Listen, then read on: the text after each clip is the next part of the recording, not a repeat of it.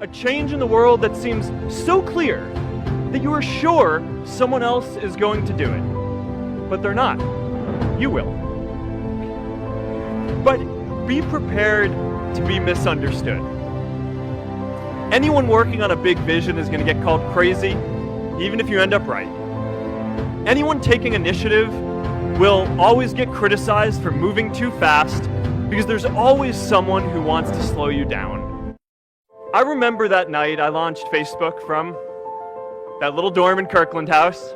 I went to Noakes with my friend KX, and I remember telling him clearly that I was excited to help connect the Harvard community, but one day someone would connect the whole world. The thing is, it never even occurred to me that that someone might be us. We were just college kids. We didn't know anything about that. There were all these great big technology companies with all these resources, and I just assumed one of them would do it. But this idea was so clear to us that all people want to connect. Today, I want to talk about purpose.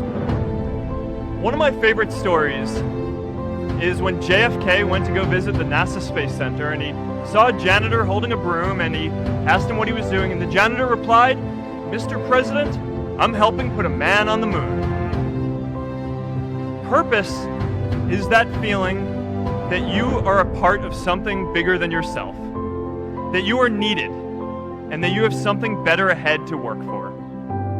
Purpose is what creates true happiness. My hope was never to build a company. I wanted to have an impact. And as all these people started joining us, I just assumed that that's what they wanted to do too. A couple years in, some big companies wanted to buy us. I didn't want to sell. I wanted to see if we could connect more people. And we were building the first version of Newsfeed at the time, and I thought, if we could just launch this, it could change how we all learn about the world. Nearly everyone else wanted to sell, and it tore our company apart. After one particularly tense argument, one of my close advisors told me if I didn't agree to sell the company right now, I would regret that decision for the rest of my life. Relationships were so frayed that within a year or so, every single person on our management team was gone. That was my hardest time leading Facebook.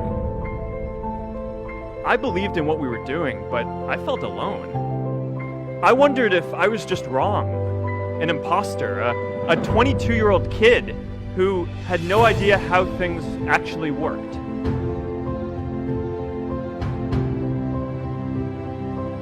And I know that a lot of you are going to have your own stories just like this. A change in the world that seems so clear that you are sure someone else is going to do it. But they're not. You will. But be prepared to be misunderstood. Anyone working on a big vision is going to get called crazy, even if you end up right. Anyone taking initiative will always get criticized for moving too fast because there's always someone who wants to slow you down.